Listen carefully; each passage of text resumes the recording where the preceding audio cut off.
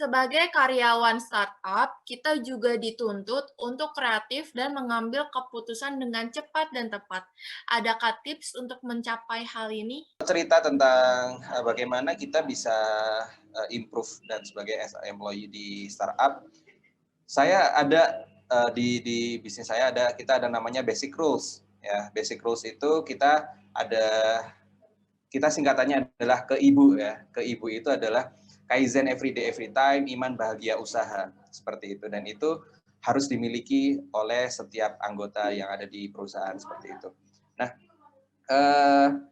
yang paling penting sebenarnya adalah kita harus Kaizen. Nah, untuk menjadi kita Kaizen itu apa? Continuous improvement ya, teman-teman. Jadi dari bahasa Jepang yang artinya adalah continuous improvement. Nah, kita harus Kaizen setiap hari. Kemudian bagaimana cara kita Kaizen setiap hari? Ada namanya, kita setiap pagi ada journaling dan di akhir ada reportingnya, seperti itu. Jadi journaling itu kita hari ini tuh kita mau ngapain sih, kita tahu seperti itu. Dan reporting itu kita review aja di hari itu tuh apa yang sudah kita lakukan, kemudian perbaikan untuk hari esok apa dan sebagainya. Karena bahayanya, jadi kan kalau startup itu benar-benar yang dituntut untuk doing more dan kreatif kan, seperti itu. Dan dengan seperti itu bahayanya adalah kalau kita udah sibuk banget melakukan sesuatu, cuman itu tuh ternyata salah jalan gitu.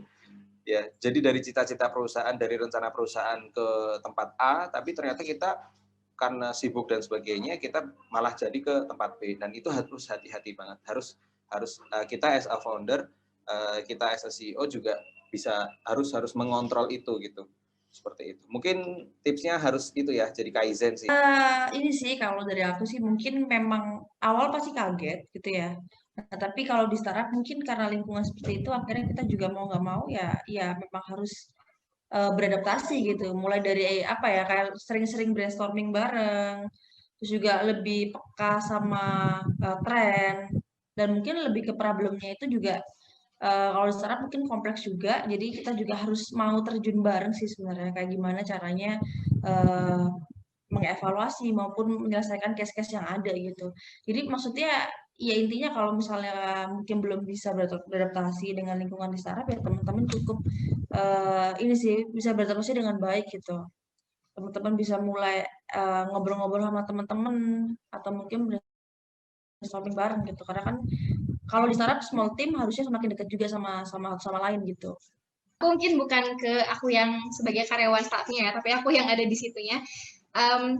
Ujung-ujungnya memang dalam dunia startup kita dituntut untuk serba gercep. Kalau misalkan memang ada sesuatu yang itu di luar nalarnya kita, sebisa mungkin kita melakukan itu dengan tidak terlalu banyak babi bu panjang lebar, biar pasti tidak terlalu panjang. Jadi ya memanfaatkan small team yang kita miliki, sharing sama lebih banyak orang, sharing sama tim kita, lebih banyak orang lagi di luar, dan do it, kayak gitu sih. Ya kalau misalkan di startup istilahnya dilakukan dulu urusan evaluasi intara, beda sama korporat, kita nggak boleh melakukan suatu kesalahan, makanya di build dulu sejauh mungkin, sampai akhirnya di launching. Kalau startup kan biasanya launching dulu nih, urusan bener apa enggaknya belakangan, kayak gitu kan. Di masa sekarang, apakah lebih baik kita menjadi seorang generalis atau spesialis? Seberapa penting kapabilitas diversifikasi skill dari seorang kandidat? Apakah recruiter ini cenderung melirik pekerja yang punya banyak kemampuan meski hanya di level dasar atau punya skill mendalam di satu bidang saja? Lebih ke generalis atau spesialis gitu. Mungkin di awal-awal apalagi buat mahasiswa sama fresh graduate, nggak apa-apa coba banyak dulu gitu, explore dulu, pelajarin skill sebanyak-banyaknya. Nanti kan kita pasti bakalan ketemu nih kira-kira yang mana yang paling kita suka dan kita paling jago gitu. Nanti baru jadi spesialis. Tapi di beberapa profesi tertentu, misalnya kayak founder ya atau mungkin manajer gitu, emang at least kita paham beberapa bidang lain juga gitu. Misalnya saya sendiri di Johan, ya harus bisa tahu konten yang menarik, ya juga harus bisa jualan juga. Walaupun memang ada spesialisnya gitu di startup saya, tapi paling nggak juga harus tahu gitu progresnya gimana. Bahkan mungkin yang paling sulit adalah memahami programmer gitu, gimana dia bikin platformnya kita dan segala macam. Jadi jangan sampai nggak tahu apa-apa kalau misalnya untuk profesi-profesi tertentu ya, kayak misalnya leader gitu, maupun manager, supervisor, founder gitu. Tapi kalau misalnya bisa memilih, teman-teman mau memilih nih, bener-bener udah suka spesialis tuh malah bagus banget sih. Kayak saya juga sering banget nyari partner, nyari mentor ya di Jovan untuk kelas-kelas di Jovan gitu. Ya yang bener-bener spesialis sih. Misalnya kayak dia tuh profesinya sosmed spesialis, tapi dia juga bisa konten, bisa desain. Nah, mungkin saya akan pilih yang sosmed spesialis yang benar-benar dia bisa menganalisa dan spesifik gitu. Dia benar-benar di sosmed spesialisnya daripada yang dia bisa banyak gitu, selain seperti itu. Jadi kalau misalnya mau memilih generalis maupun spesialis yang mana, yang pasti juga tergantung dulu ya profesi kita apa. Kalau emang udah mantep satu bidang aja, ya nggak apa-apa ditekuni. Karena semakin fokus juga semakin makin mahal juga nilai kita, istilahnya value kita gitu. Tapi ya sama. Jadi kalau generalis spesialis, saya lebih suka untuk, karena maksudnya gini ya, ada kita as a leader gitu ya, leader harus tahu ABC-nya harusnya seperti apa, dan kita sebenarnya bisa membantu teman-teman untuk problem solving seperti itu. Karena dalam itu kita jadi nggak bisa helikopter view gitu kan. Nah, kita sebagai leader tuh harus helikopter view, kayak oh ternyata tuh ini hanya sesimpel ini, yang sebenarnya ini easy gitu kan. Nah, itu yang bisa dilakukan untuk orang itu. Dan saya sangat setuju bahwa leader pun yang generalis pun itu harus punya spesialis. Contoh misalnya nih kayak saya saya leader juga, tapi fokusnya saya emang di marketing seperti itu. Saya punya ilmu lebihnya di marketing, kemudian sekarang lagi belajar juga tentang SDM. Tapi kalau soal ngomong finance, walaupun saya mending nggak usah ngomong finance lah gitu, ngomong marketing aja lah gitu. Nah itu kayak gitu juga. Jadi kita walaupun seorang generalis gitu, kita juga bisa harus punya satu spesialisasi tersendiri seperti itu. Sebenarnya kalau aku mungkin sedikit menambahkan, overall aku setuju banget sama Mas Brian dan Mbak Cynthia.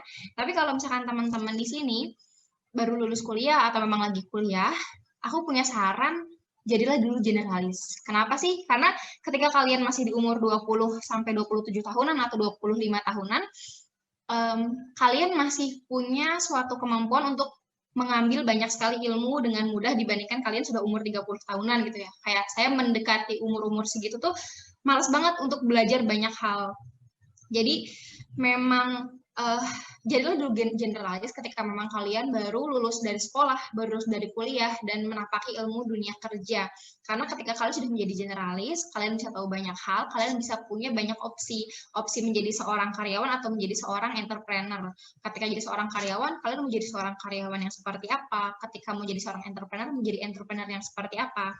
Tapi ketika kalian sudah di usia 27-30 tahun ke atas, jadilah spesialis.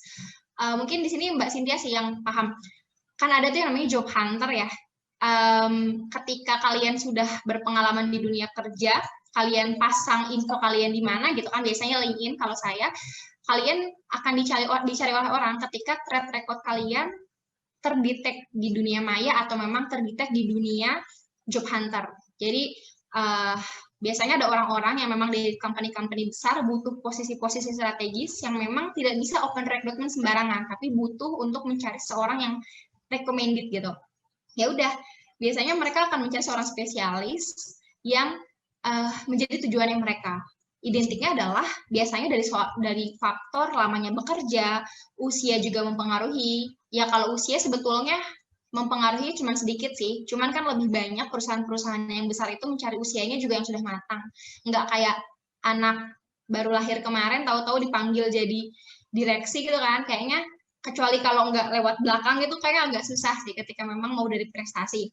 Jadi ya dua-duanya harus kalian lakukan, tapi disesuaikan dengan waktunya. Sumber pemasukan startup itu dari mana saja ya? Karena banyak startup yang menggratiskan aplikasinya. Lalu yang kedua, saya mau bertanya, apakah syarat-syarat mendirikan startup juga harus mengurus perizinan seperti di corporate? Terima kasih. Ini yang dari dulu ya, sama BB nih, Mbak BB. Kita ngobrolin tentang startup itu, wah kita harus punya duit sebenarnya yang nggak cuma ngandelin dari investor doang, tapi kita harus punya revenue stream juga, apa yang kita jual, apa yang kita bisa dapetin dan sebagainya kayak gitu. Nah, jawaban yang pertama adalah banyak, tergantung bisnis kamu itu, startup kamu itu ada di bagian mana gitu kan. Kemudian cari aja revenue stream yang bisa kamu dapetin dari situ, seperti itu. Karena kalau saya ya itu tadi bahwa kalau bisa startup itu juga udah mulai nyari revenue stream itu dari mana. Kalau enggak nanti takutnya ya, karena kita bertergantung hanya dengan investor dari satu sumber pemasukan itu, kalau ada apa-apa gitu ya, kita akhirnya juga terjadi sesuatu di situ gitu. Tetapi kalau kita sudah punya rencana kan banyak ya, kayak misalnya nih kalau zaman sekarang tuh kayak udah gampang banget lah nyari revenue stream itu dari mana aja bisa diduitin lah, istilahnya kayak gitu kan. Nah itu harus punya gitu, tergantung bisnis kamu di bagian apa, itu bisa di breakdown pendapatannya dari mana, seperti itu. Entah ini kayak misalnya ini kayak adain seminar atau adain apa, itu juga salah satu bisa jadi revenue stream dari situ. Kalau di BMC kan, pertanyaan kedua adalah apakah harus punya perizinan seperti bisnis umumnya? Ya betul, harus punya.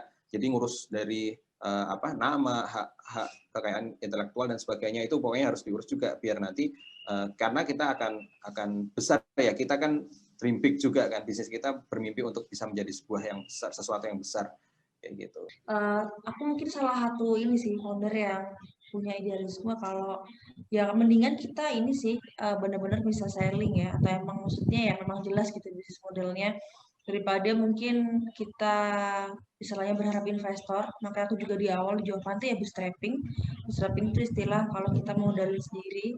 Nah selain itu mungkin aku lebih saran teman-teman cari dana hibah, atau mungkin ya teman-teman pokoknya harus bisa bisa menjual gitu, karena someday kalau mungkin dana hibah habis, terus juga investor juga nggak ada lagi, kalaupun udah dapat udah habis gitu uangnya.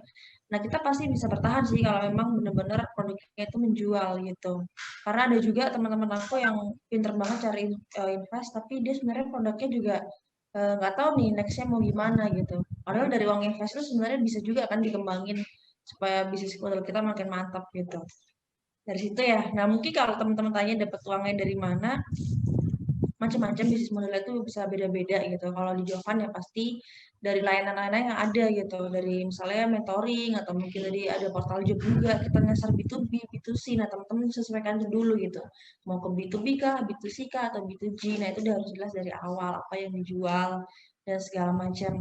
Kalau menurutku penting itu dulu sih, baru nanti mikirin kayak cari uang dengan cara yang lain. Mau ikut lomba, kalau mahasiswa mesti ikut lomba, ikut dana hibah, cari invest itu nanti. Tapi paling nggak kita udah ada revenue gitu, ada traction juga gitu dari apa yang kita bikin, seperti itu.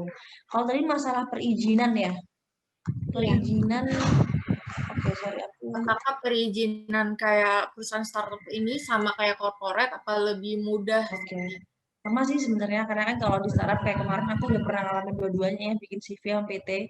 Jadi jawaban pertamanya CV dulu nih, karena waktu itu juga masalah kendala money sih, yang penting ada legalitas dulu. Ya udah CV dulu waktu itu gitu, sama aja sebenarnya. Habis gitu udah punya money dan kebetulan disupport juga dengan salah satu inkubator bisnis di Surabaya, kita berubah jadi PT gitu. Jadi nggak ada perbedaannya kok, sama aja gitu. Mungkin lebih ke spesifik ke jenis-jenis bisnisnya apa. Misalnya kalau jawaban ya sebuah portal website gitu. Teman-teman kan ada beberapa jenis-jenisnya ya, nanti disesuaikan aja gitu. Yang aku tahu tadi udah sama Mbak Cynthia juga di infoin terkait hibah, itu juga betul. Kalau misalkan startup itu kan sebetulnya punya pendanaan dari beberapa sumber ya. Kalau yang aku tahu ya dari investor biasanya. Banyak teman-teman aku yang memang mengawali membuat startup itu dari investor, dana-dana yang memang diberikan oleh orang-orang dalam jumlah yang cukup besar, untuk kasarnya dibakar. Kemudian kalau memang investor itu jatuhnya kalian harus punya dulu power dari nama kalian itu sendiri, kekuatan, link kalian, karena nggak segampang itu cari investor. Kemudian dari modal kalian sendiri, dana kalian yang kalian punya. Terus dari lomba atau hibah, biasanya kalau ada lomba-lomba yang memang ditujukan untuk startup dan dia ngasih hadiahnya berupa uang. sama dari produk startup itu sendiri. Kalau misalkan produk startup itu sendiri sebetulnya lebih kepada jualannya si startup itu untuk mendapatkan uang. Entah nanti uangnya memang akan diputarkan kembali atau minimal untuk jalannya dulu si startup tersebut, kayak gitu.